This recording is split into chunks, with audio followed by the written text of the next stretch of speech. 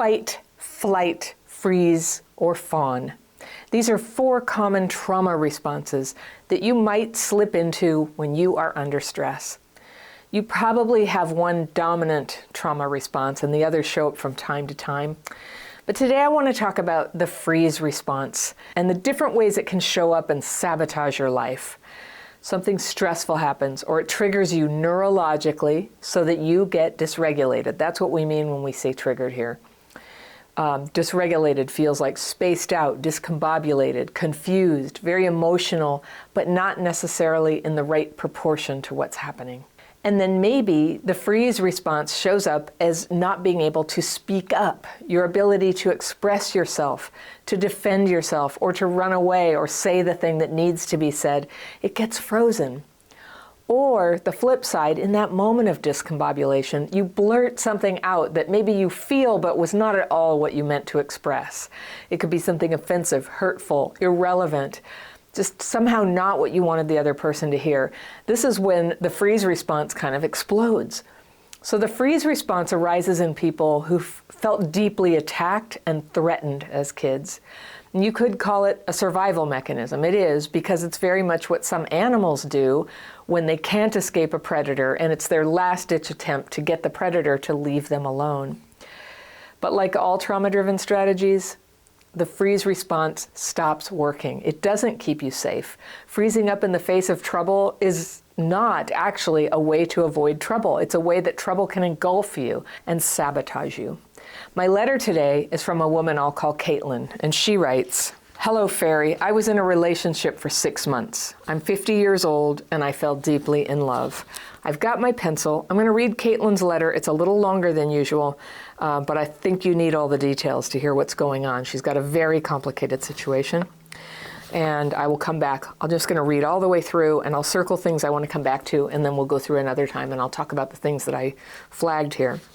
So 50 years old, fell deeply in love. The man was super aware and sensitive, and during our time together, it became apparent that I have CPTSD. I did and said numerous things that made him feel unimportant, and in his words, destabilized our relationship every month. Prior to meeting him, I was in a 23-year relationship," says Caitlyn, "with a man who cheated on me repeatedly. He left me for a much younger woman who was a friend. I fell into a deep depression and basically had a breakdown. After 1.5 years, I finally got to a place of being okay. I met this new man and he melted me, despite my uncertainty that I was ready for a new relationship. In retrospect, he wanted me to dive in so deeply and quickly that I was feeling in deep water. However, the connection between us was so beautiful and special. I remember packing a suitcase, calling a taxi, and moving out. I lived with the parents of the man who got me pregnant while he was in the Army training. My mom disowned me. And I remember seeing her at the local shops with my younger siblings. She ignored me. She was also pregnant. We gave birth weeks apart. Can you imagine the shame and pain, etc.? I still keep this part of my life secret from my much younger siblings and want to expose it. My dad asked me to move home at 8 months pregnant. I had the baby and I gave the baby up for adoption. The baby's dad filed for custody and was successful. I tried to be in contact at various points of my life, but they had moved out of my country and I never succeeded at this. Back to the now. During the recent relationship, it became evident that I'm still carrying shame and guilt from the past. I was not able to initiate or go to the next level of relationship with this man, who I felt so loved by and attracted to. He felt like an absolute gift.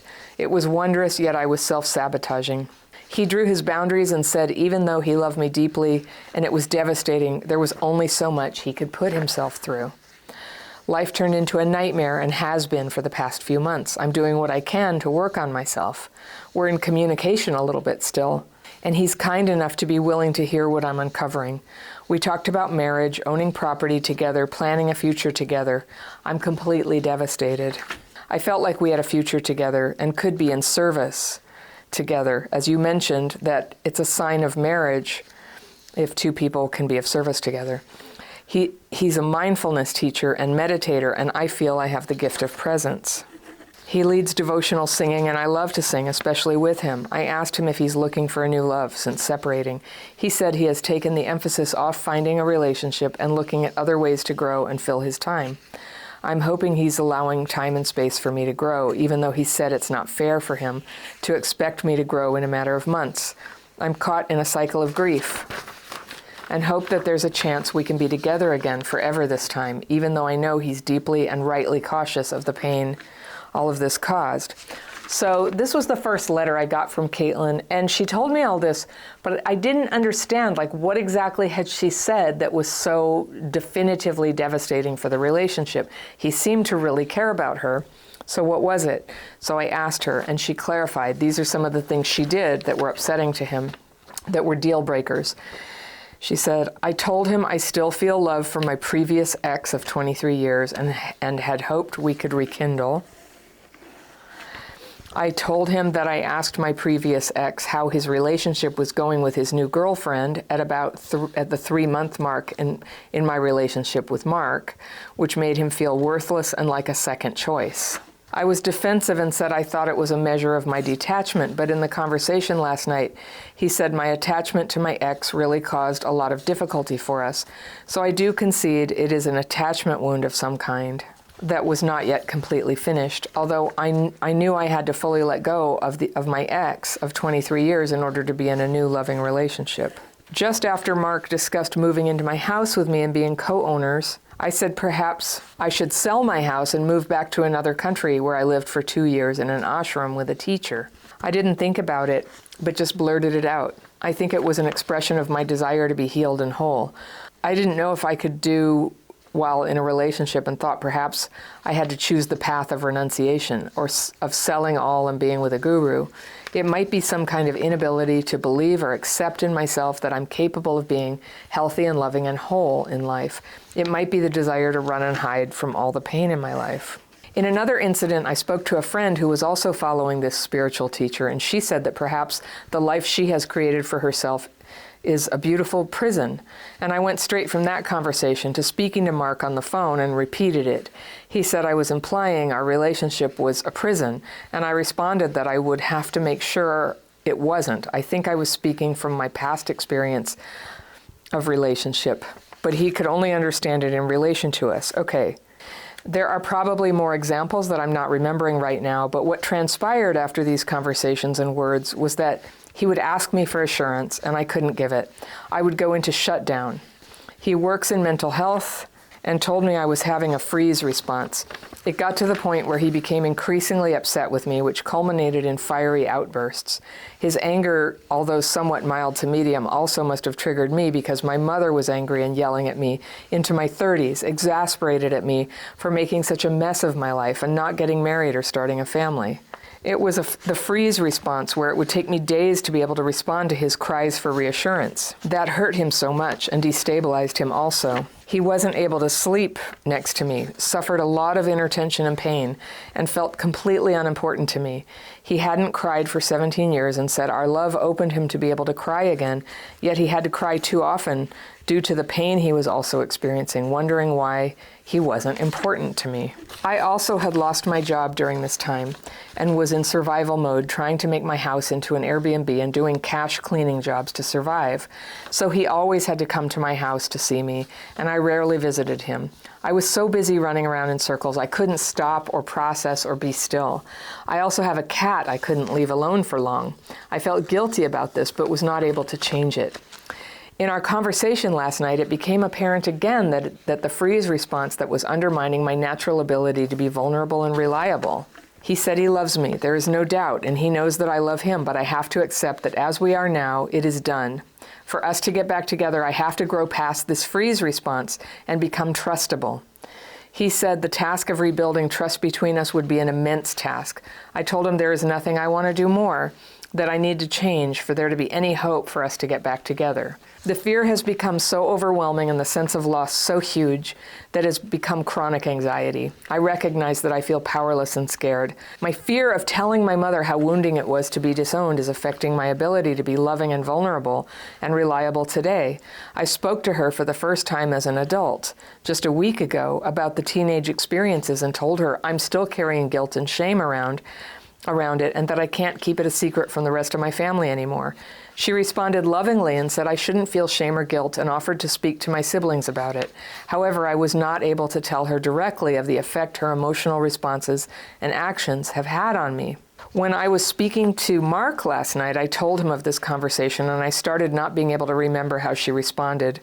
The fear freeze response became apparent, sure, and that it is intimately connected to her.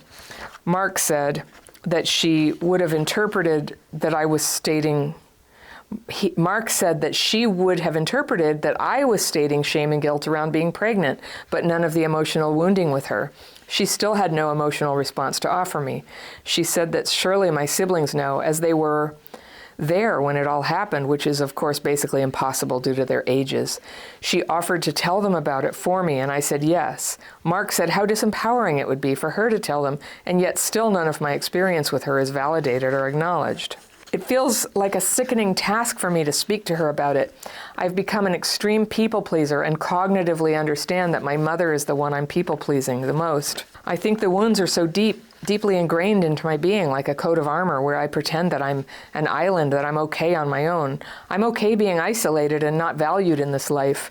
The pattern has become so loud. It is on repeat in me in so many levels and layers of living, including my employment and friendships, and obviously my ability to have a loving relationship. In hope that my insights are right, my understanding is right, and that I have the courage to speak to my mom and family and truly heal myself and possibly find love at the end of it. That's how she's signing off. Caitlyn. Okay. Oh, Caitlyn, what a lot. All right, I think I can help. I have some very strong impressions about this. All right. So first of all, a 23-year marriage with somebody who cheated on you the whole time is so much, and especially given the way your parents just totally abandoned you, disowned you, shamed you, told people you were dead. That is terrible what happened to you. And at age 15, what could you have possibly done to manage it differently? What could you have possibly done better? It's, I just totally feel for you. This dilemma, it's happened to so many people in their lives, and the way your parents handled it, I'm so sorry. It's the worst possible way. You met this guy, Mark, and you were together for 6 months. So first of all, when I read all of this, I had to go back and go, wait, how long have you been together? 6 months. And I just want to say that a lot of the demands that were placed on you, I feel, are excessive for a relationship of 6 months. Now, everybody gets to decide whether they want to be in a relationship or not, and Mark does too. So you had this terrible relationship. You had a breakdown afterwards. You were just feeling better. You meet this new guy. You knew you weren't quite ready. But love came to town, and here we are. So you were in the relationship. Then you tell me about what came up for you was about being 15. Yeah.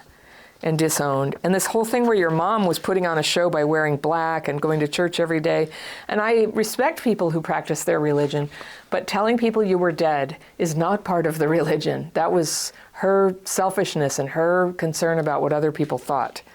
And I think that's horrible. She doesn't sound like a very loving person. And I hear that she was a little loving, but she still doesn't even understand she has really let you down, and it's gone on for years, and I just want to validate that. And I imagine that in this marriage with the cheater, like you were so conditioned to think that you didn't deserve better, I don't know, that you were on in a ship that was foundering in a storm and just trying to hold on. You've been doing it all your life. So I'm not surprised when you meet this nice man and he's into you, that of course you really wanted it to work. And I'm also not surprised that it was all going too fast for you. You weren't ready for it. He was putting a lot of pressure on you to be serious, to talk about marriage and living together and all this stuff at 6 months. Honestly, that's extremely fast. And especially for somebody who's recently divorced. And as we know, for somebody who's, got a lot of unprocessed trauma. When you mentioned the thing about, I say a sign of marriage is that you could be of service together. And he has this thing, he leads devotional singing or something. And he's a mindfulness teacher and meditator. And you say, you have the gift of presence. I don't know if that's a sign. I think one thing that's the biggest sign that something is a marriage is that somebody can be with you and they will be with you. And so that's the kind of thing that sort of disqualifies the other things, but you know that, but I'm just saying that for the record, when somebody won't be with you, you have your answer. So he said he can't put up with all of this. And you hadn't told me what it was yet. So I asked you and you told me about this. So this is very interesting. So you told Mark that you still felt love for your previous ex and had hoped you could rekindle. So I don't know if you told him that at one point you had hoped for that or you hoped for that in the moment, but that would certainly be lobbing a bomb in a relationship to say, well, I'm actually hoping to get back together with my ex. Anybody healthy would have to say, okay, then I'm not going to be here. But I'm not really sure what you meant there. And what's interesting is that you didn't describe it clearly enough that I know, and you're a good writer and you're pretty clear about a lot of things. And so I was just wondering, are you disowning that part of yourself that was wanting that or trying to minimize it? Or if all you said was, for a while after he left, you were still hoping it would work out. And the reason I think that could be it is because some other stuff seems pretty normal to me. You told him that you asked your previous ex about how his relationship was going with his new girlfriend, and this was when you were 3 months into your relationship with Mark. And he says it made him feel worthless and like a second choice. If that's what you say, that's a very strange and insecure and controlling reaction to you just asking your ex how it's going. Now, to me, that's a very ordinary, I know he was a jerk, I know he cheated on you, but you were together for 23 years. So there is some kind of friendship there to ask, well, how's it going with her? So maybe there's more to his side of the story where you were, in light of the fact that you had said you wanted to rekindle, maybe that's what was making him react. So I don't know, but what you're describing here just sounds like somebody being way too controlling and thinking that you can't talk to your ex and ask how their relationship is going. That's not fair. You were defensive, and you said you thought that asking your ex that was a measure of your detachment. I do too, if that's what it was, all it was. But in the conversation, Mark said your attachment to your ex really caused a lot of difficulty. So I guess he wants you to not have any contact with your ex. And I don't think I think anybody can ask that. They can hope to have a relationship like that, but it sounds like it wasn't made clear up front. It's pretty normal that people do have some contact with their ex. Sometimes there's children, sometimes there's, property, and it hadn't been very long. So then you said, I concede it was an attachment wound of some kind. And I'm not sure what you mean by attachment wound, but I think what you mean is you were just still attached to him. There was still an attachment there. And I just want to validate for you, that's really normal. Nobody can make you not have that. You'll get over it in your own time. It takes time. It hadn't been that long. You had been through a lot. You were also wounded. Attachment wound technically, yeah, well, who cares what it means technically? I think that's what you mean. It was too much attachment. It wasn't appropriate in your boyfriend's eyes. And it meant that you were not completely finished, which is okay. A person a year and a half out of a 23-year marriage is not obliged, just because somebody else has come into their lives, to be in a place different from where they are. Okay, Caitlyn, I think that you're getting an unfair shake here. So you said, I know I have to fully let go of the ex in order to be in a new loving relationship. Well, that's debatable, all right? People are going to date somebody freshly out of a marriage at their own risk. And I think that person needs to take responsibility for doing that if they know the timeline, right? So just after Mark discussed moving into your house with you and being co-owners, okay, huge move after 6 months. I don't approve of that timeline. I think that's way too, I know people do this kind of thing all the time. And even if he just wanted to move in, one thing, but own half of your house? Wait a minute. I don't like that.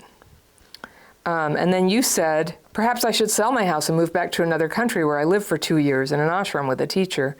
So he was hurt. You're kind of speculating maybe it means that I was trying to be whole. Yeah, I think you were trying to be whole. I think you were being pressured into giving up half ownership in your house 6 months into a relationship when you still weren't over the horror show that was your last marriage.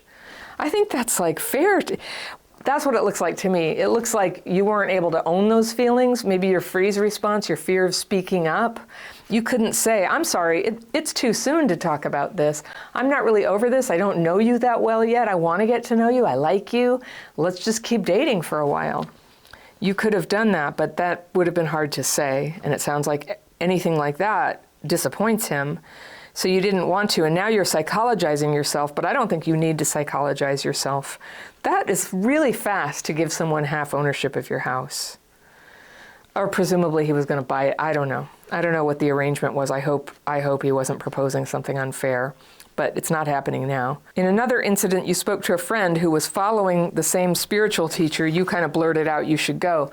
See, that's when you're recovering from a lifetime of abandonment and abuse, these types of questions, should I rush in and hold on to a relationship? Should I run off and be a spiritual person and retreat from the world? You know, should I be alone? Should I do this? Those are good questions. I can really feel it in my bones. You have not had room to consider these questions. Those are good and real questions, especially at your age 50 and what you've been through and wanting to do something new and different with your life. Maybe you didn't want to just jump right in with some guy who had these strong opinions about how you should be. Hadn't you been like that before? So I'm kind of proud of you. So this friend said, well, she had gone and lived in the ashram and she said it was a beautiful prison. And then you said to Mark and repeated it. And he said, are you implying our relationship is a prison? And you said, well, I need to make sure that it's not. And he said it could only be an implication. No, it couldn't. I think it sounds like it was what it was. You just said, I think you were saying, my friend saying that the ashram was a beautiful prison. I want to make sure that our relationship isn't a prison because I did that before for my entire youth and I don't have time for that anymore, right? Good for you. Good, Caitlyn. That's correct. It could have been a prison. It was right to take your time. It seems like your better angels, your wisdom about what's best for yourself, you have trouble expressing it directly, so it gets blurted out as sort of a contradiction to the other thing you were saying. And I get that Mark didn't like that. Who would, right? It's like, I thought you were into me. Wait, what's this? You want to go be a monk? Or, you know, what? It would be very confusing and a disappointment. And, you know, he pulled away. And that's okay. He has a very definite idea about what he wants, and he seems to want it to happen very quickly. And people get to do that. They get to set those goals for themselves. So you said there's probably more that you did, but he would ask you for reassurance all the time, and you couldn't give it. And it would take you a few days to produce the reassurance he was looking for. But he correctly notes that it doesn't really count if it was that hard to come up with. It's just not the nature of the relationship. It's not a secure little nest that he can hop into right now, which is what he's hoping for.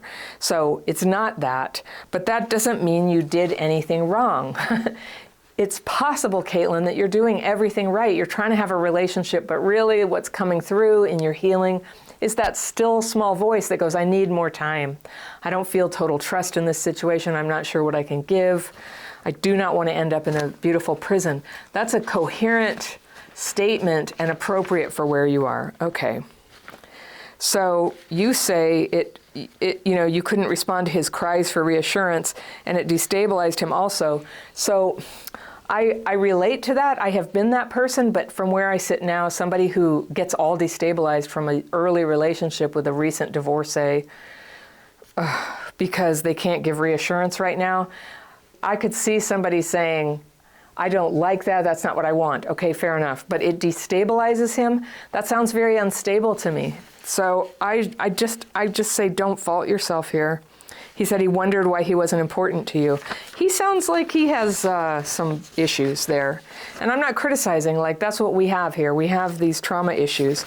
But that's like, I'm not important to you, I'm not this. And well, why would he be? It's only been 6 months. And I hear, I don't know, yes, you were inconsistent. So let's focus on you. You were inconsistent because you weren't ready to give that level of commitment. You did nothing wrong by trying out a relationship. I'm so glad you had that experience. The only art of it that's needed now is to be able to get through the end of it and carry on with your healing so that one day you will be more healed and you will be more ready for a proper loving relationship. And you just weren't. Nobody can be ready until they're ready. So you're good. You're in a good place. Then you went on and you psychologized yourself.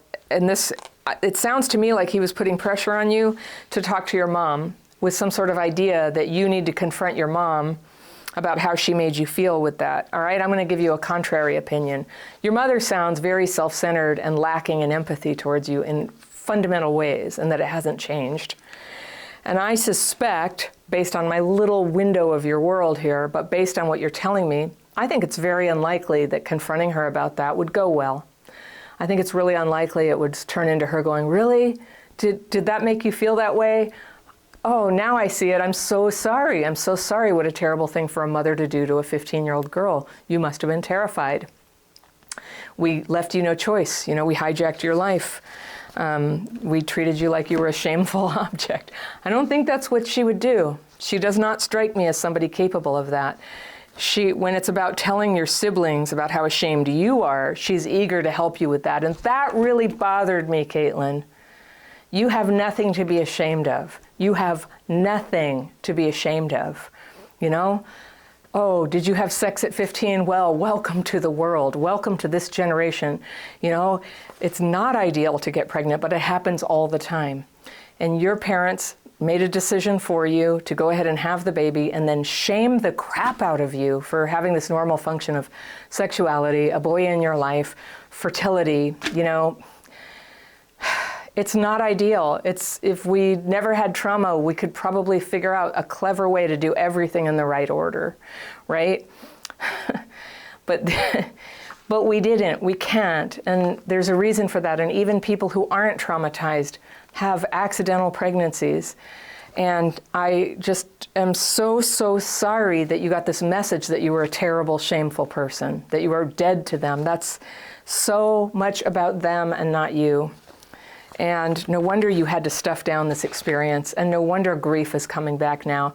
And I celebrate you having all the time you need to kind of deal with what happened. And I don't know, maybe one time you'll make contact, but that's the thing about adopted kids or kids that were adopted or parents who were the birth mother. It doesn't always go the way everybody hoped. These are tricky relationships. So no pressure. The beautiful thing about healing your trauma, and I happen to know that you use the techniques, you use the daily practice, you get support in our community, and I'm so proud of you and happy about that. And I'm confident, and I know that you are experiencing some relief and some clarity coming into your mind about what does it all mean, how do you really feel about stuff. And so all of these traumas and the losses, and including this guy who had this idea of what he wanted, and you're not like that, not yet, and maybe not ever, but you're beautiful and good. You're beautiful and good and blameless, and I don't believe that you need to confront your mom. If you want to, you can. But the thing is, if she's going to just use it as an opportunity to lay into you about stuff or shame you again, I'm just not sure that's helpful or productive.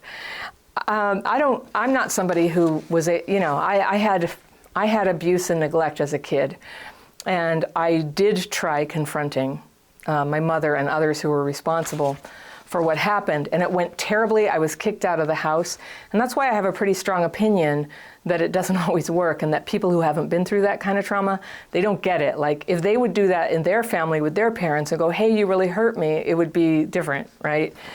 But that's not how it is. Like, we know that. We know that about these parents, and that doesn't mean you can't heal. That's some sort of weird equation. Throw all those old equations out of like, in order to heal, you must confront. Not true. In order to heal, you must become fully yourself and learn to process your emotions, your stress, and your dysregulation in a constructive way, and learn to find comfort and ease within yourself no matter what's going on. That's how you're going to recover. And to have friends who support you along the way. Isn't it beautiful that you're already doing what works? Talking to your mother is an option.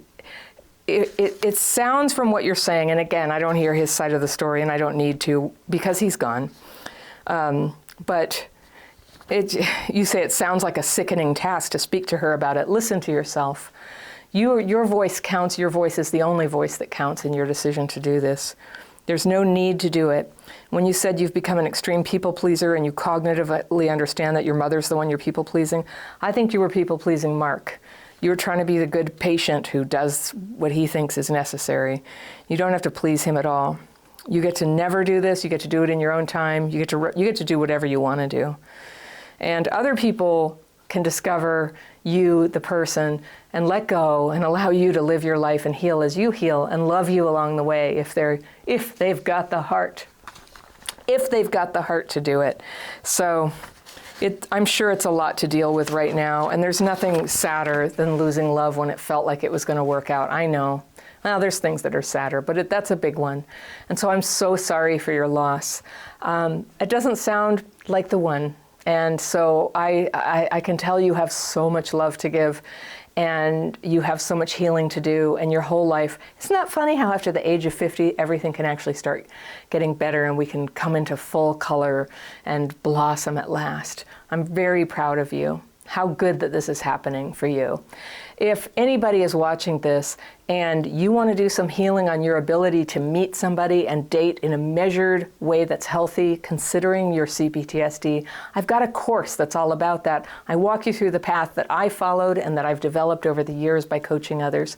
And it's called the Dating and Relationships Course for people with childhood PTSD. I always think I need a more interesting name, but that's what it's called.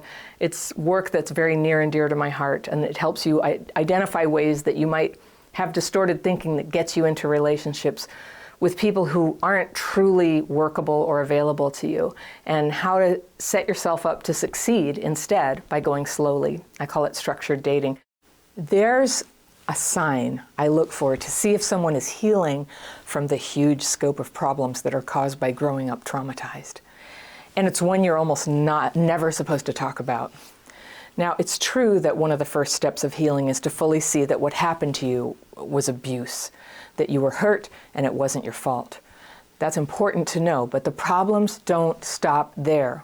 The reason trauma persists in this world, the reason it's so often passed from parents to children, is because people who were abused and neglected as kids can often, without realizing it, grow up and hurt the people around them.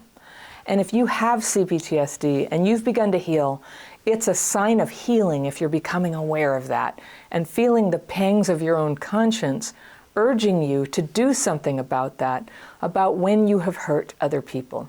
My letter today is from a woman who commented the other day on my YouTube channel, and I'll call her Mila. And she writes, "Hi Anna, I wish you could make a video on how one can forgive themselves when they've been emotionally abusive as a result of CPTSD. How can a person heal from the fact that they have bestowed their misery onto other people unknowingly, at least in my case? I'm still in my 20s.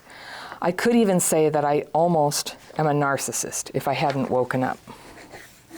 I'm circling some things I want to talk about with my fairy pen, and I will come back. I'm going to read Mila's comment all the way through, and then I'll come back and say some stuff about things I circled. She says, "I had an ex who put up with me for 3 years, and looking back, I really didn't give him the best treatment. I treat my acquaintances better," she says. "When I watch your videos about people crap-fitting to toxic relationships," crap-fitting is when you fit yourself to bad things, to crap. "When I watch your videos about people crap-fitting to toxic relationships, I remember this guy. Only when he left me for good did I understand that I was the problem. It's been 2 years since the breakup. I wish I could have given him my best because he deserved it, even if it didn't work out in the end.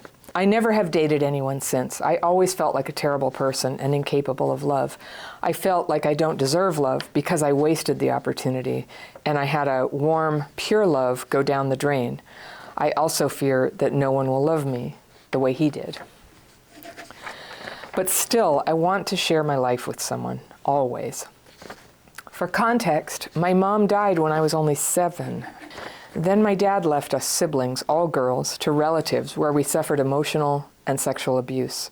The only thing that saved us was me being intellectually gifted. I was able to get paid scholarships, which helped us siblings finish school and be working professionals. So I'm someone who has a strong personality, and people say that men nowadays like soft women. And maybe this is the reason I feel I can't find anyone. I'm also studying to embrace femininity. I've pursued remote work to prepare for the possibility of motherhood, though I have not been dating actively. Thank you for reading, and your comments are very welcome." All right, Mila, I think I can help. How to forgive yourself. I just want to say that the fact that you have recovered enough that you're thinking back and going, "Oh wow, I created problems and my ex did not deserve that." This is remarkable, beautiful recovery. This is progress. If you were emotionally abusive to your ex, and I don't know exactly what you did, but you say you didn't treat him well, you're not alone. A lot of people with CPTSD do that. And what so many of us would describe about how that ends up happening is our dysregulation, emotional and neurological, really just sort of gets out of control. So something stressful happens, and let's face it, relationships have stress, right? Sometimes you feel rejected, sometimes you feel disappointed, sometimes you feel like you've been left with all the responsibility, sometimes you feel abandoned. And if you were traumatized, and my gosh, your mom died when you were 7, that's so much, Mila. That's an abandonment at such a core level. And then you got sent off to relatives and you were abused there. You're a miracle. You're a miracle walking around having relationships, getting scholarships, having a profession. This is so good, so amazing of you. And then there's this piece where through our trauma-driven behavior, through our unconsciousness while we were dysregulated, we hurt other people. And it's so confusing, isn't it? It's just so confusing. Now you're young yet. You're still in your 20s. And I promise you, if you carry on with the road of healing, you'll see more and more of this, and you'll know more and more about how to deal with it. It's to be able to be as far as you are in your 20s, it really is remarkable. And I'm proud of you. I'm proud of you. You're a survivor. You have come so far. So here's how you forgive yourself. You begin to become aware, as you are, how you may have hurt other people. And it can be hard to know sometimes, because sometimes we avoid responsibility a little too much. Sometimes we take responsibility a little too much. One thing that I have done before is try to take so much responsibility, because at least if it's all my fault, then I, in theory, have some control over the problem. And if I just get rejected randomly again and again, I have no control over that, or that's the perception. And so I've always sort of been attracted to taking all all or none. It's never my fault, it's always my fault. So obviously neither of those is true. It takes two people to have a relationship, but he did leave you for good. And so it sounds like he didn't feel treated well enough. I think that's what you're saying. And it's not uncommon for relationships in our 20s, even for people who don't have CPTSD, to just last for a certain amount of time and then end. We don't always get it right the first time. So first, I just want you to trust that love is out there, love is possible for you. Love can only get better as you heal your trauma symptoms. We can't take away the fact that you lost your mom or the abuse that happened, but you can start to have healing of how those experiences have affected you, so that, with your mom, that fundamental abandonment and that terror that a 7-year-old girl would feel, that you start to have healing around that the way that it affected your nervous system and made you have to be so tough, right? So strong. Yeah? Thank God you were strong. Thank God you were strong, Mila. I'm a strong girl too. And believe me, we'll get to that. Strong is beautiful. Strong is good. Strong has this side to it that can be harsh, that can be kind of controlling, that can be sharp, abrasive, yes. But strong is strength. And with healing, strong becomes sturdiness, reliability, honesty, wisdom. So your ability, in my family, we had a lot of trauma, and everybody dealt with it a little differently, all the kids. And there's trauma also in some of my cousins' families and stuff too. And you can just sort of look around, people took on different roles. So I tried to be a super achiever. I got great grades. I relate to the story you're telling. And then later when I was about 30, everything just started to fall apart. I just couldn't do it anymore. And other people in my family, they just got into drugs and alcohol, and they just gave up. Some of them got violent. Some of them committed crimes. Some of them just spaced out, just totally checked out, and and didn't accomplish very much. So everybody handles it in different ways. I guess I feel grateful that my adaptation was to be controlling and try to get some money, because while we were all working out our trauma wounds, at least mine paid the rent, right? There's that. But it doesn't work in relationships. And eventually, everybody's going to have to face their trauma wounds, and if they can, try to recover from them. So there's a softening that happens. There's a distinction that happens, some discernment between trying to make everything okay and trying to show up and be strong and allow things to fall into place in a way that includes other people's opinions and needs.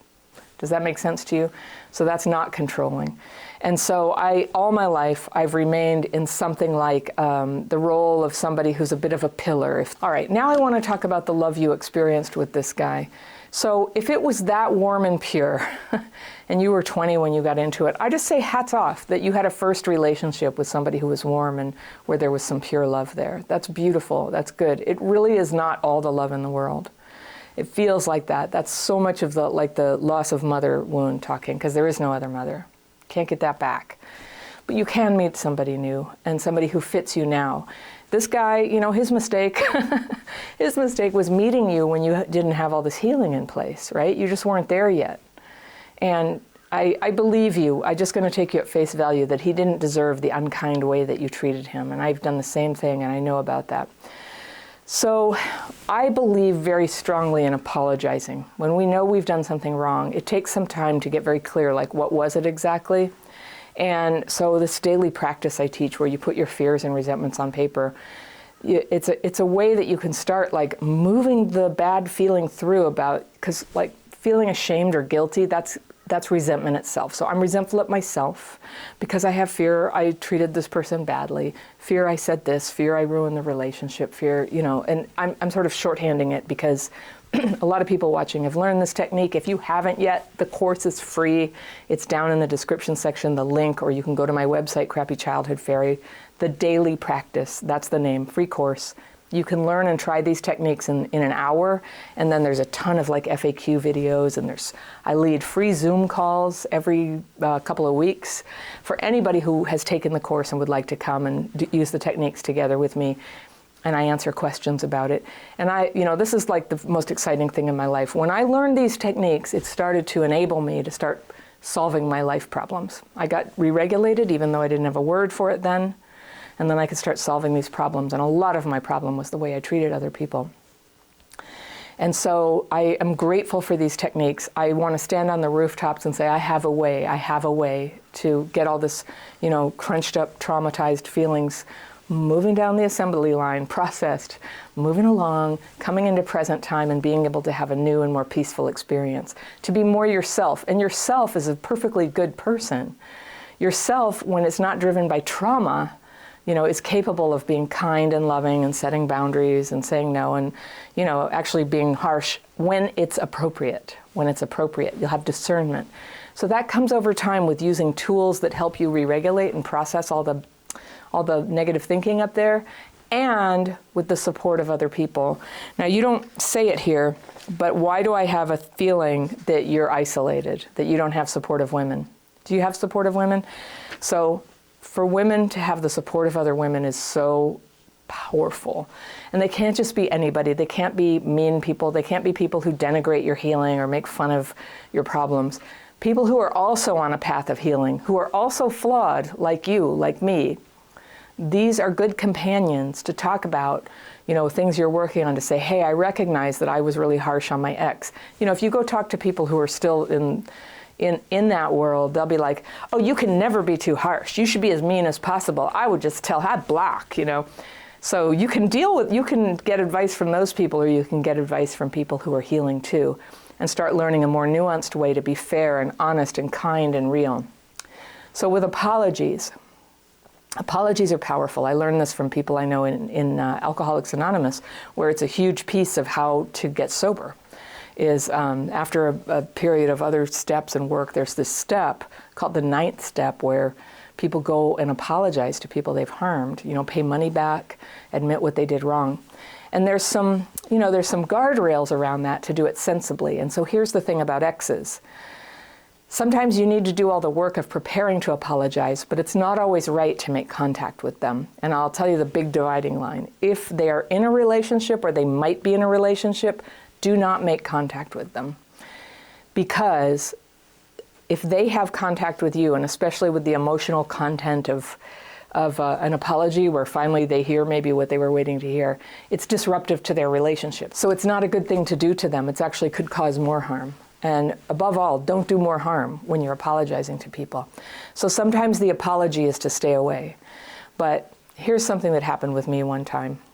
I knew that I could not contact somebody because they very likely could be in a relationship, an ex of mine. And I did all the work. And I went through and I wrote all the fears and resentments. I shared with my buddy. Do you know what a buddy is? A buddy is somebody who also does the daily practice. And you can read to them sometimes what you wrote, and they basically just witness it. You can ask them for their opinion, but they don't automatically give it to you. Sometimes you just share it with another person, and it goes a long way to help you kind of get clarity, and the dust settles. And you can kind of hear yourself talking, and you're like, this part's not reasonable. This part's more important than I realized. That's what clarity is like. So buddies kind of help you get there just by their existence. So you can also get a mentor, which is something more where somebody does advise. You could do that. And you run it by them first and say, this is what I think I did wrong. And you read to them what you wrote, your fears and resentments you have about it. You read to them, and you can ask their opinion, and you get a reality check, because there's a lot of temptation when you're apologizing, either to, just smooth it over and just be like, I'm really sorry. I was so, I was yelled at you and called you a dick face so many times in public. I'm sorry. I'm sorry. I guess that bothered you, if I did that. We all know those types of apologies cause offense. They don't help anything. So a more proper apology is to be prepared, even if you don't have the opportunity to say it face to face, to be prepared to admit, I've been working on myself, and I realized that the way I treated you was cruel and unkind. I remember even calling you names, and that's wrong. And I know that if somebody had done that to me, I would have felt demeaned and hurt, and it would have given me a lot of fear about whether or not to stay in the relationship. And I know that I caused you a lot of pain with that. I'm working on myself, and I am trying to develop the knowledge and the strength to never do that to people again. And I just wanted you to know that I was wrong, and I hope you can forgive me. And then you just let it go. And here's what happens when you say that to somebody, if you have the opportunity. And with non-exes, with people who you haven't slept with, where it's not a big threat to their current relationship, you can have the opportunity to say that. But the elements that I just went through, I was like, hi, I'm working on myself. I realized quite clearly that I hurt you. Then you describe what you did, and you demonstrate that you understand what that was like for them by saying what it would be like for you if somebody did that. You remind them again, I'm trying to change that about myself, and I hope you can forgive me. You can say that, I hope you can. You don't demand forgiveness. You don't stick around until they say yes, they forgive you. They may or may not, and honestly, a lot of people, they'll say, oh yeah, sure. No, it never bothered me at all. It can be very emotionally intense and kind of intimidating and awkward when you're having this conversation. That's why a lot of people never apologize. It is intense, it can be awkward, but it's very important and good for you to just admit honestly what you did. Because once you have that off your chest, and again, we don't take things off our chest when it would hurt other people. So you never say, you didn't know this, but I told everyone you know about that funny thing you do in bed, right? You don't say that. You never hurt anybody further, and you don't tell them things that would hurt them. So it's really, you're trying to give them peace about something. You're trying to show up honestly and show that you realize what it was. Because what happens when, especially in romantic relationships, when one person hurts the other person, is there's just inherently kind of a fogginess, a bit of gaslighty energy with that. So one person hurts another, and the other one can't help but blame themselves a little bit. So you're setting them free and just be like, this is what I did. Now for everybody watching, of course it's a two-way street. Of course when you hurt somebody, there was stuff they did to you. But when you do a proper apology, you don't even bring that up. That is not your business to bring up. The relationship's over. There's no reason to excavate what they did. You are setting the record straight that you get it now, that you were hurtful and you're sorry. And so you can say, I hope you forgive me, but it's not a conditional thing. There's no need. They can just say, hey, get out of my face. I hate you for what you did. I never want to talk to you again. You just get out of their way. You just do that. You're done. The minute you say what you had to say, you're done. And with an ex, it's not appropriate then to go, hey, should we go have coffee? Don't do that. Don't do that. Just let the apology and the request for forgiveness stand, and then, lovingly exit. And that's it. That's it. We have no business hanging out with exes, especially when there was heartbreak going on, all right? So the exception would be if this is like somebody you were married to and there's kids or a house that you own together or things like that. So things do need to be talked about, but by the time now, 2 years later, you're having this awareness, it's, you know, you don't want to get things all wound up again. And if you're not 100% certain he's not in a relationship, don't contact him. And in fact, I would bless you not contacting him in any case, just because when people have had their heart broken, it can be very disruptive to hear from the person again. So it really helps to talk to a wise friend, a mentor about that before you make your move to do it. But let's say you can't tell him because you know that he's in a relationship. Or with people who have died. You can't. What you do is you do the work anyway. You prepare, you figure out what you would say, you write it down, and you have it there. So that's what happened to me one time is, well, when I first learned about how to apologize, I ran out and started apologizing like crazy to exes because I hadn't had any other healing. I just was like, is there some way? I was so ashamed of myself. But I really didn't understand what I had done wrong or anything. I just wanted everybody to like me again. And I was probably trying to stir things up. And so I wanted to contact everybody, and that was not received well.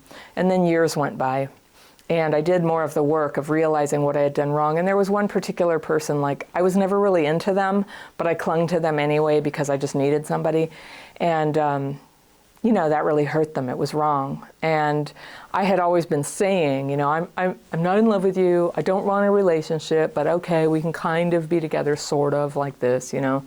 And it just was terrible. It ended up really hurting them. And then when they left, it ended up really hurting me. So it was really sick. And I finally did enough work that I could see what it was and how selfish I had been, but I wasn't going to make contact. And then one day I was, you know, riding my bike down the street, and they walked right out in front of my bike. I had to like slam on the brakes. And I was like, oh, you, hi. And, and I said, I've been meaning to tell you. I'm so sorry. And I was able to say the complete apology, and they went, okay. And I left, and that was it. That was it. But I felt better. I felt better. I could stop feeling ashamed of myself, and I could forgive myself. So that's what you had asked me, is how does a person forgive themselves? And that's kind of how it's done. You need to take care of business, and you need to refrain from making contact with people, even if you're ready to tell them the truth. And do that with support from other people, and use tools to get clarity about what happened, so that you're neither, you know, like, oh, I'm sorry, I did everything's my fault. You don't want to do that. Or like, I'm sorry you feel that way. You don't want to be that girl either, okay? You want to be honest and real and accurate as to the best of your ability. And you're going to feel a lot better. So this thing where you said about soft women, I just want to say, like, I've been criticized about that before too. And I just want to tell you, as one strong woman to another, please don't worry about that. Work on your character, work on being a good person, but never question that there's something wrong with your femininity.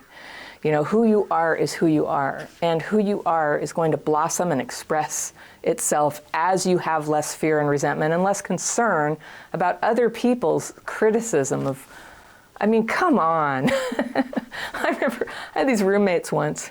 I'd lived there for a couple of months, and one of the guys came up and said, the roommates don't really like you. And I said, why?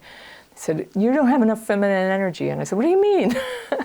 They said, well, you should like make popcorn and give it to everybody sometimes. And I was just like, F you. I don't want. I was very weird. Like, no, I was very weird. That's just other people's thing. And everybody's idea, you know, gosh, being a woman, huh? Everybody has ideas about what that's supposed to be, but you are you. And who you are naturally, especially underneath all that's happened to you, is just extraordinary and beautiful, and is going to keep showing you over the years what's inside, and all these colors inside you, and abilities and talents and gifts, and the capacity to love.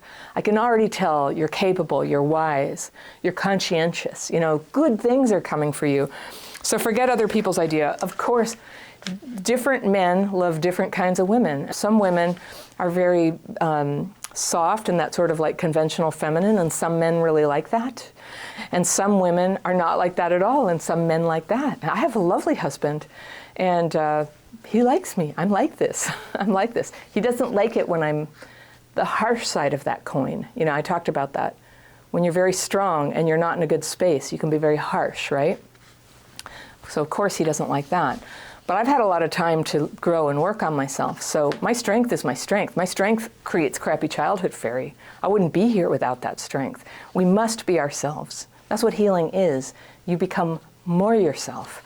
And you know, some people, they want to use authenticity as a, you know, smokescreen for bad behavior. And we all know what that is, right? It's like, well, I have to disrupt Thanksgiving, you know, for the whole family because I have an announcement to make. Well, it's not really strength. It's not strength. It's imprudent. It's a lack of wisdom. It's not always smart to just make a big scene. So wisdom starts teaching you when and how to have a conversation to set things right or to express yourself, and when and how to just show up and let things be. That's wisdom. So wisdom and strength. And I just, you know, something that comes to mind for me is like some of the goddesses of Greek or Roman mythology, right? Look at them. The goddess of love herself, you know, she's just like mighty. She's very, very strong and big. So you don't have to be soft. You don't have to change yourself. The last thing I want to talk about for you is this thing about pursuing remote work when you're not dating actively. I'm going to just flat out tell you, one of the best things that you can do if having children is what you want is to get married first. As somebody who spent 9 years as a single mom, I'm speaking from experience. It's like night and day to have a partner when you're raising children versus doing it all by yourself. That's just you. For a child, having only one parent can be, it's highly correlated with a lot of difficulties in life, no matter how great your mom is. You know, if you don't have that other parent, there's a lot of hardship in store there. And so many of us here were raised by one or no parents, right? So I'm not knocking, I'm not trying to put down anybody. I'm just saying that you're in your 20s, you have the opportunity to make choices here. And I'm just going to really encourage you to do this the way that best supports children, which is to be married, to be in a committed relationship, to have that financial and emotional stability, and to marry somebody really great who loves you for who you are. Yeah, that's the most important thing. And if you're wondering like how you meet somebody like that, I have this dating course you can take. It's dating and relationships for people with childhood PTSD. And I couldn't get this information anywhere out there. But for people who have attachment wounds, and like, how could you not? My course teaches you how to set up guardrails for yourself so that you can really get information about somebody. You can get clear about what you want before you even begin dating, what you need for, like, if your dream is to be married and have kids, then there are certain characteristics that are must-haves and certain characteristics that are no way. And you've got to stop dating the people who don't have that. And I don't know, it sounds like you dated a nice person, so you're well on your way. But you don't want to waste time on people who are impossible and not aligned with what you want. You need to be aligned with yourself, honest with yourself about what you want, and capable of being honest with your partner about what you want. And then you can figure that out quickly and handle your relationship accordingly. That's how to do it. If you grew up in a crazy family like you, like me, you know, nobody teaches you this. So here it is for you. It's called Dating and Relationships for people with complex PTSD, but that's what I talk about. And the link is down below always under the courses in the description section, also on my website. So I wish you well, Mila. I have a good feeling about you. I think you're going to go far. I think you're going to find love. And I hope every blessing of life comes your way.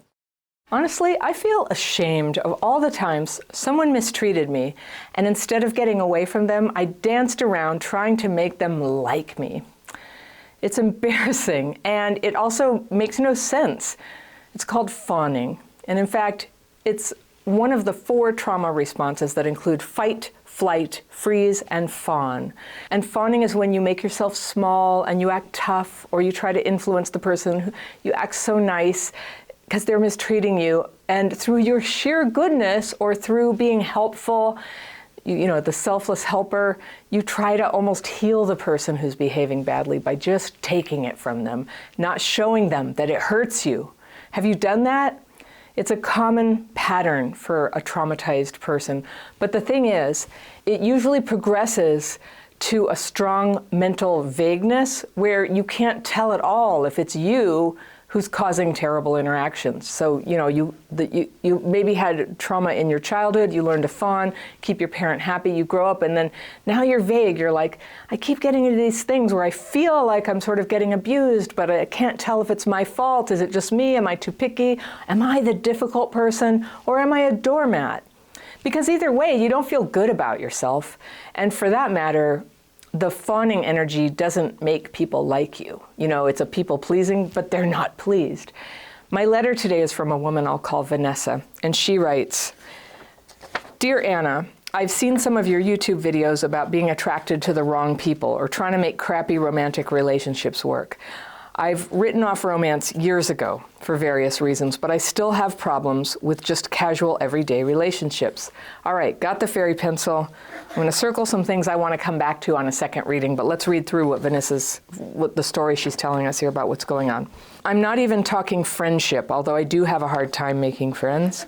I'm talking about acquaintances I see on a regular basis. Even when someone is rude to me, instead of ignoring them or dropping them, I keep trying to make them like me, or telling myself their behavior isn't that bad and returning to them. This has been a lifelong pattern with me. This is so interesting to me. I hear you. All right, off the top of my head, Vanessa says, the most prevalent example I can give you is my hairdresser. Thanks to fights I've had with my mother over my hair, and still have, even though I'm 50 years old, doing anything with it is always a problem for me. What I'll do is I'll find a competent hairdresser who's incredibly rude to me. And instead of leaving that person and finding someone better, I'll keep going and trying to make the hairdresser like me. I had to fight with the last hairdresser just to get him to do what I wanted him to do. After my last appointment, I walked out of the salon after over-tipping him, which is customary. I so hear you. And mulling it over at home, I decided I'm not going back to this jerk.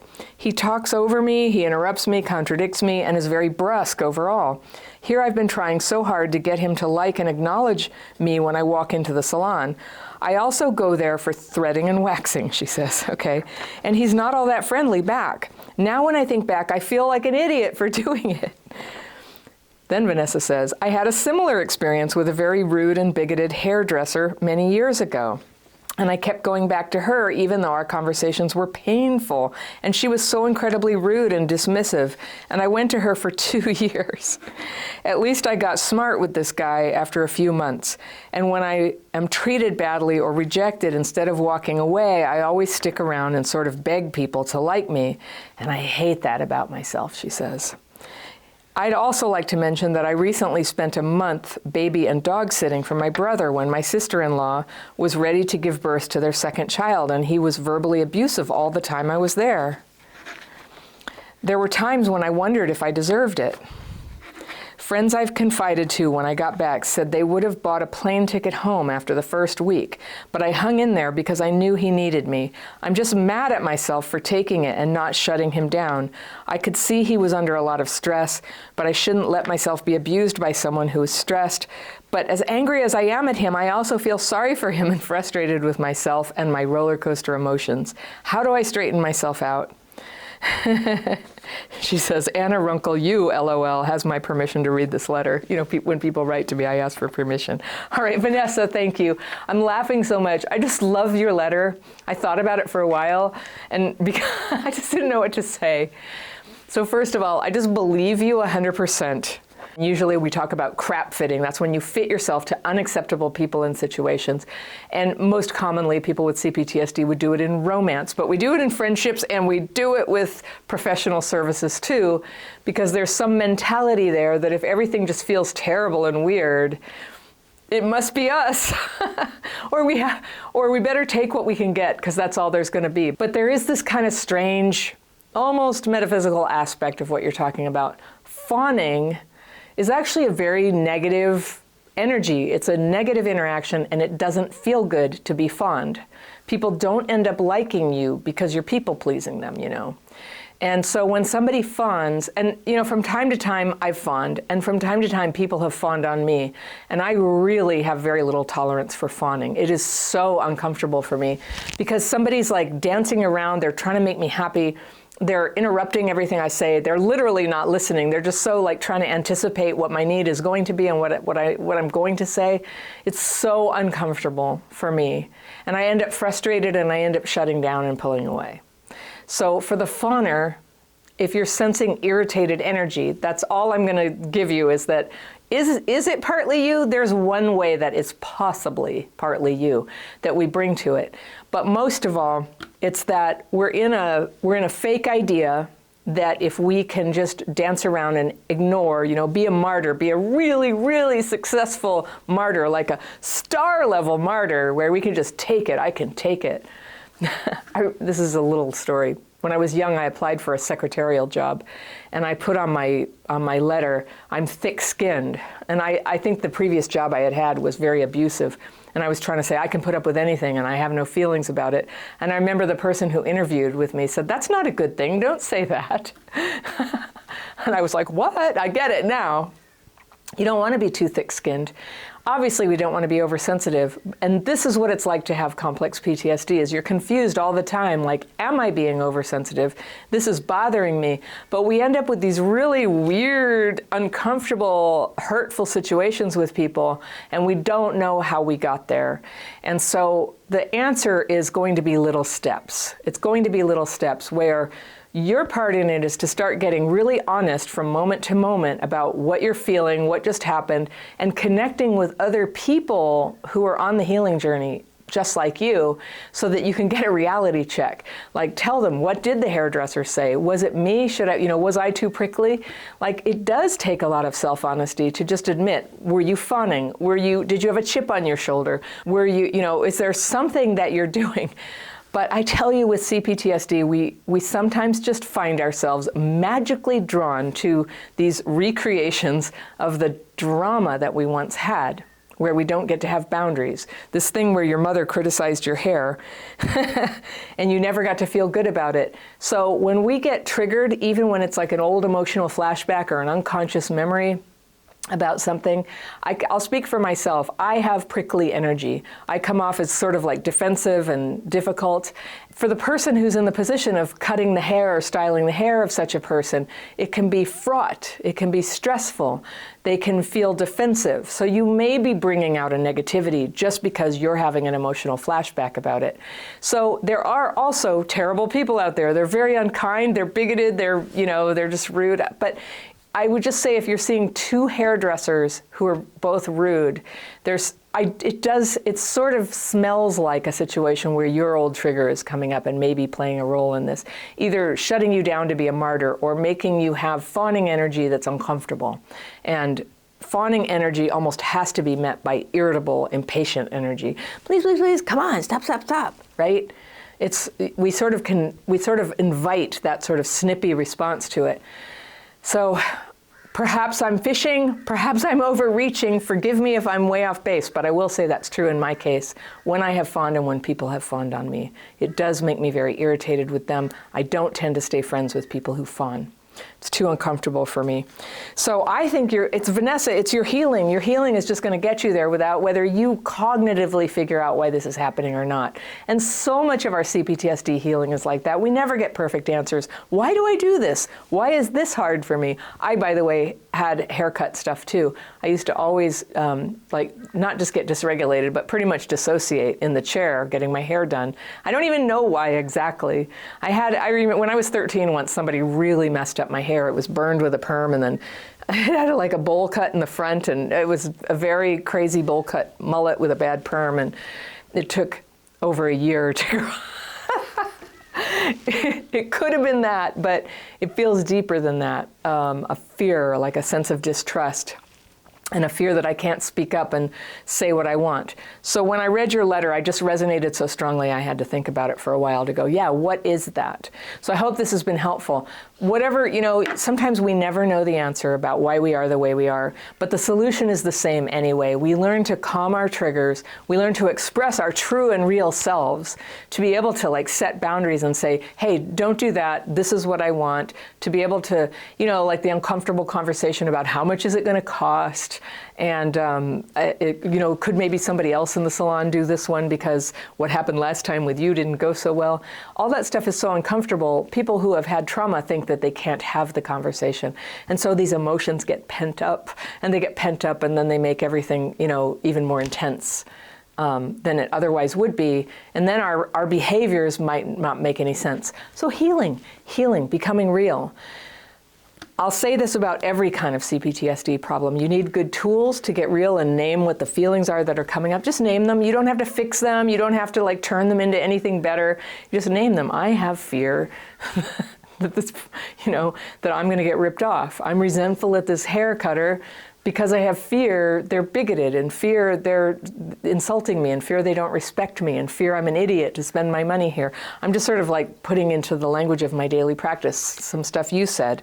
I encourage you, do the daily practice. It's a technique I teach free in a course. I'll link it at the very end of this course, and it's also on my website. It's in the description section. And if you sign up for my daily practice, you not only learn the writing and meditation techniques, but you get invited to free calls with me on Zoom every 2 weeks. And it just goes on and on and on. You never have to buy anything. You can just come to this. I do have things that you can buy, but it is my mission to share with everyone who would benefit from it, this daily practice that just saved me from myself and has freed me to start to have a life and to be real and to flourish. Some people who were abused or neglected in childhood have a tendency to cling to relationships, but other people have the opposite problem. They push people away. Now, if you've ever run away from a good partner who loved you and known that pain, maybe you got overwhelmed and triggered by the intensity, or you got fearful about being so close to somebody, and you slipped into avoiding behaviors like disappearing on them, giving them the silent treatment, lashing out at them so that they would leave, or damaging their trust in you, just know there is a way to change that pattern, to stop fleeing and learn to stay happily in a relationship that you want to be in. I'm Anna Runkle, also known as the Crappy Childhood Fairy, and I teach people who were traumatized as kids to calm their PTSD triggers and grow into better relationships. And I can show you how you can better handle the day-to-day ups and downs that all relationships go through that can be so triggering for somebody who had trauma in the past, and to get through that without getting emotionally overwhelmed and needing to make impulsive decisions to leave or lash out. Now, I'm talking about this today because I got this beautiful letter from a woman I'll call Nina, and she writes, "Dear Anna, I've only recently come to terms with the truth that my childhood was mostly void of emotional connection or support. My invisible normal," she calls it. "My parents divorced when I was about 10. She was the oldest of 4. My father was an active military officer from the time of my birth until my high school graduation, so we moved constantly between our parents' many homes and my father's duty stations. Every connection was temporary. Every attachment equaled some form of eventual sadness and loss in that sort of scenario. As a child and young adult, I also dealt with rejection and condemnation at home and elsewhere for my gender expression and later my sexual orientation." That's so hard. "In my earliest dating relationships, late teens, early 20s, I would cling, idealize, and obsess, probably because I was so emotionally and affectionately validation starved as a child.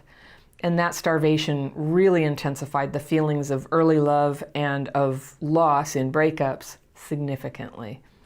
And at some point, a scale was tipped inside me. Instead of clinging to relationships, I started to mentally, emotionally, and physically withdraw at any sign that a relationship might become destabilized.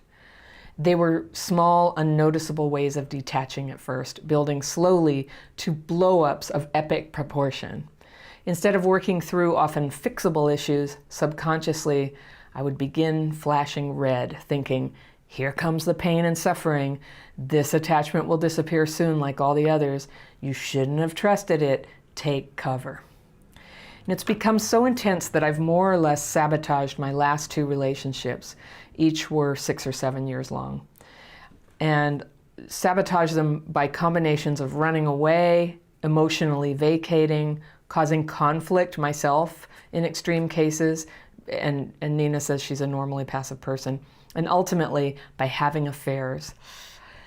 I believe I did this in order to create a protective emotional distance around myself and to be in charge, to be the controller, and the perceived inevitable pain of the perceived impending loss of the intimate bond. The higher the stakes in love, the bigger the bomb. It's very embarrassing to admit this. It's something I've felt terrible shame and guilt over. I've suffered additional grief over hurting people I cared about along with myself. That's the thing, though. My subconscious alarm system is driving me out of instinct, even though my actions have gone against my own morals, even though I swore to myself I would never do it again after the first time it happened. I was hoping maybe you could give some advice. Thank you, Nina. Oh, Nina, I'm so sorry. You got a bad hand of cards, and I don't think anybody could have gotten through the childhood you're describing where you get completely invalidated for being who you are and moved around, just constantly moved around so that, a lot of us maybe didn't have that connection with parents. That's common with people with CPTSD. But if you can't also have friends, that is the double whammy that is, it's devastating. And I actually think you've done amazingly well. You've done really well. You've had a couple of long-term relationships. You have this incredible self-awareness here. You seem to understand very closely how your mind works, what happens in your feelings, how it's connected to what happened. So all that, you're like right there on the ramp to taking off and getting free. So I'm really proud of you. What we're talking about here are attachment wounds, and I think you know that. Attachment wounds are the sort of like spiritual, psychic, and neurological damage that happen to kids when they don't have parents paying proper attention to them and giving them that unconditional love and validation, all right? You didn't get to have that. You didn't get to have that. And so it's understandable. It's not your fault that you have difficulty in this area. And sometimes I like to think of these as it's a developmental delay, right? There's so many parts of you that are mature and wise here, but it sounds like there's a little area that got kind of frozen in time and you didn't get to totally develop that area. And so when you've had these longer term relationships, the way things get intense at that point, the way you really have to count on somebody just starts to trigger something all the way over. And probably I'm going to imagine that these relationships, though they lasted, there were signs of your avoidant stuff like all along, right? Am I right? So it was probably there all along, but these people loved you and they stuck by you and they kept trying to work it out, and then something happened that it really blew things up. And so that's your developmental delay. That's the CPTSD throwing like a wrench in the whole thing and getting in the way of your happy life and your lifetime attachment that you'd like to have, your lifetime partnership. And so there's very good literature out there about attachment wounds and attachment styles, and those are good things to know. What you're talking about is being avoidant. There's a couple of types of that, anxious or secure avoidant. And whatever you decide you are, that's fine. There's ways that people who have different styles can learn to work together. So it's worth knowing. And you are very self-aware. If you were writing like, I don't know what's wrong with me, I'd say you need to tell your story. But if you've told your story, if you are very familiar with what happened and you're still finding that your recovery is not moving forward, and that's where a lot of us got, I went to therapy, I told my story, and very soon I had already told the whole thing. Repeating the story wasn't getting me any closer to changing the way that I attached. There's two things that did help me, and I want to share them with you. And I'll tell you what they are up front, and then I'll go a little deeper into them. And one is, you have to learn to notice and calm those triggers when they pop up. Now, they are sneaky. Those triggers come up and you don't even know what's happening. Sometimes you don't even realize that your CPTSD came, that it's like a monster, it just comes and grabs you by the brain, and you don't even know what hit you. And it could be a day and a half later when you're like, whoa, that whole thing just happened to me. I got dysregulated. I lost my sensitivity to what was happening. My thinking got distorted. I started to say hurtful things. I did some damage. Now I'm filled with remorse. I'm out in some hotel, doing the same old drill that's happened before. that's what it looks like. That's what it looks like when CPTSD takes over. It can take anywhere from, 30 minutes to 30 days to sort of calm down out of that heightened state of dysregulation that makes it seem like you have to leave. You've just got to get out. And I think a lot of people in this community know that feeling, even when they're the clinging types.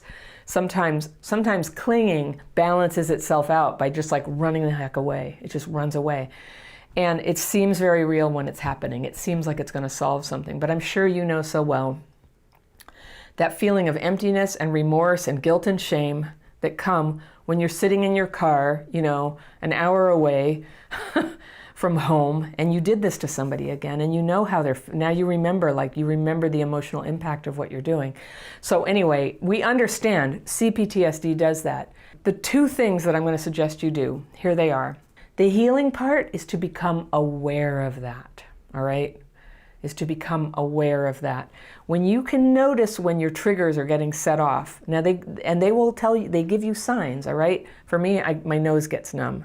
I start having this yucky thought, I don't need you, I don't need anybody. So I know myself now, and I know, if I'm thinking that thought, just stop talking right now. All that's gonna come out of my mouth when I'm having that thought is something not true and hurtful, and I don't wanna do that anymore. I want things to get better.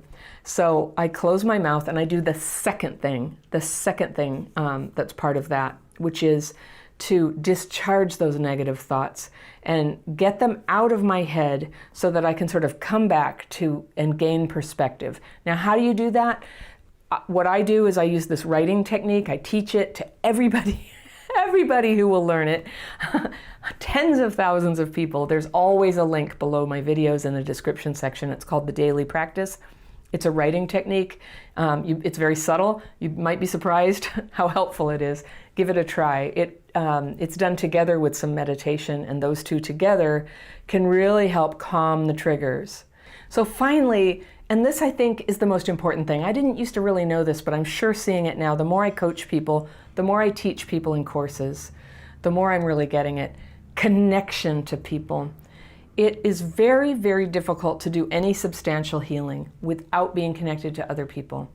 And I can't totally explain why that is. It's just my observation. In my membership program, there are people, everybody takes all my courses. And a lot of the people, they never come and do the group things. We have these group coaching calls and daily practice calls. We have a secret Facebook group. And so there's, about 400 and some people who come and participate in all of that. And they amaze me with the progress that they make. And I pop in sometimes and I look at what people are talking about on Facebook. Now they're putting together peer-led daily practice groups. They're supporting each other. They're forming friendships. These are people who, when they first came in, they were saying that they, could barely form a friendship. And especially in this last year, 2020 and 2021, there has been so much isolation, and I'm just watching people break free and connect and heal.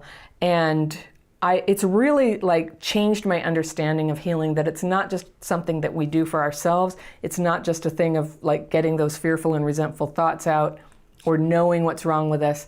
That it's so clear to me now. We are born into community and we can't escape as much as we want to. There's a lot of people with CPTSD who have kind of liked the lockdown because a lot of pressure came off of them. But the thing is, so much of the best of us can only be expressed in relation to other people. And I know a bunch of you will say, no, that's not true. I have my dog. Okay, fine. For those of you who are fine, fine. You be fine. But for all of you who want to have better connections and who want to learn to be able to hang in there with a relationship without flipping out every time you're triggered and without ruining the darn thing, I'm telling you, this is what you do. You learn and understand attachment and the wound that happened. Just get your information about that. Most of you are already there. Learn to discharge the fearful and anxious thoughts and resentful thoughts that when you're triggered, activate and cause you to do and say harmful things. See, if you get triggered and you don't act on it, no harm is done, and you have time to recover, right? You have time to recover, and then you can say something that's more constructive and healing. You can express if something's bothering you without blowing up the whole thing. I mean, wouldn't that have changed everything for you? So finally, community, being connected to other people. I strongly recommend that you have people in your life who are either mentors or peers or both. Peers who you can talk to honestly, who you can be totally open with about your feelings, about things that you feel ashamed about things you aspire to, and they can help give you a reality check. Even if they don't say anything brilliant, they don't have to be, fancy therapists or anything. The act of telling another person and sharing that with them, and they listen, and maybe you being reciprocal with them for that, it has alchemical properties for the healing that you're already doing in yourself. And I won't try to explain it scientifically. Some people probably can, but I just know it's my experience. So I really encourage you. So learn about attachment and what happened to you and what style that gave you and how other people nurture themselves around that, and find a way to fit together with people with other attachment styles. Find yourself a method to discharge the fearful and angry thoughts that normally would come flying out of you when you're triggered, so that you can have a different reaction, so that you can delay that reaction and respond in a way that you choose, and this time not destroy everything. And finally, stay connected. Have mentors and peers who can hear you honestly and give you feedback that you can use to guide your growth and complete that phase of development that got stuck so long ago.